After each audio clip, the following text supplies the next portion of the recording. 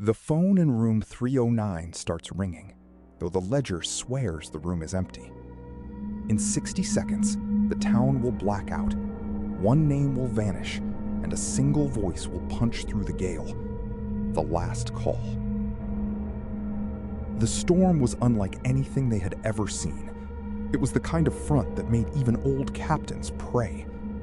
They arrived under a sky like iron, the air tasting of metal and kelp, the town already bracing doors with rope and hope.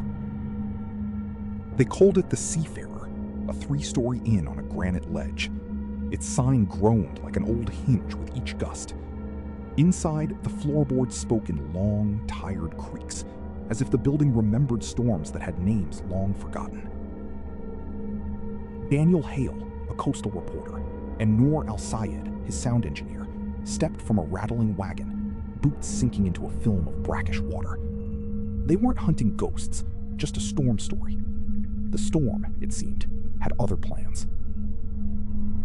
At the desk, Agnes Moriarty, night manager with sailor's hands, slid over a heavy brass key.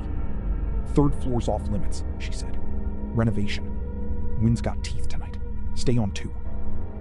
The generator coughed in the basement like a tired dog. Up the stair, the hallway kinked toward a darker wing.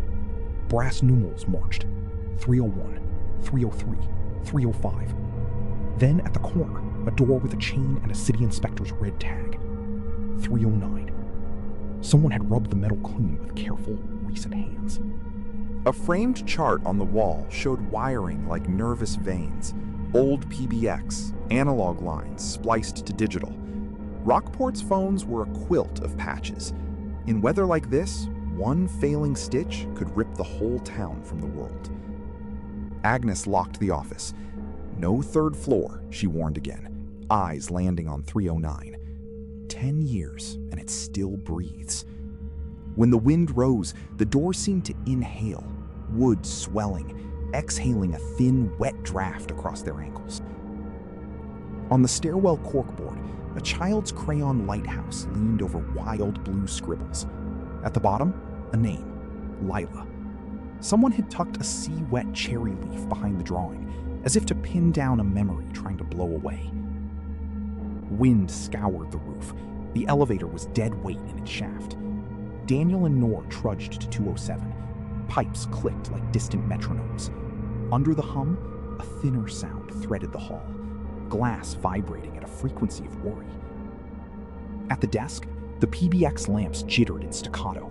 Incoming 102, local 203. Agnes tapped the casing, listening with her jaw, old switchboard reflex.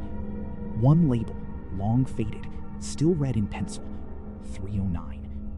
The bulb above it was dark, for now. The inn had been a telegraph office once, when storms spoke in dots and dashes. Lines hummed with weather then, too. Tonight, the conversation would return, just not in a language anyone expected or was ready to answer. By 9, seawater climbed the parking lot curbs, tasting for stairs. Sirens wailed once, then collapsed into static as repeaters iced with blown spray. The town shrank to candle islands, each window a lighthouse for one small, beating life. Noor tested levels. Her recorder caught things ears missed, the tremor between thunder, the way the building sighed at the word 39 when Agnes spoke it. A room can be a lung, Daniel thought. A phone can be a throat. Somewhere above, a hollow ring chimed once, distant as a buoy bell. Daniel and Noor froze. The sound wasn't from any phone in the lobby. It came from the dark wing, the one with the chain and the cleaned brass number. Daniel pressed his ear to the chain. The wood was cold as a dock post in February. On the other side, breath. Whether draft or human, he could not swear. "Hello?" he tried. The hallway swallowed the word, then seemed to give it back thinner. The generator hiccuped twice, then steadied. Agnes fumbled keys. "Whatever's up there, it isn't a guest," she said. She reached the PBX as a new lamp woke, faint as a match. The dead label brightened. 309. Storm pressure squeezed the building like a fist. The bulb held steady. Then, the board clicked. Outgoing. Not an inside ring. A line seizing for the open world, dialing blind. The digits ticked like a metronome learning one terrible song. Somewhere between thunder and tide, a tone found 2 9s and a 1. Far off, a dispatcher's console woke, and a voice, thin with salt and fear, spilled into the gap.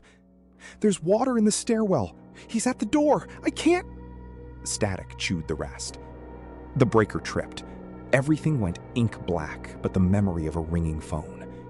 In the dark, Agnes whispered, "Who's in that room?" By dawn, the question would scour the town clean of easy answers and write a name into the wind.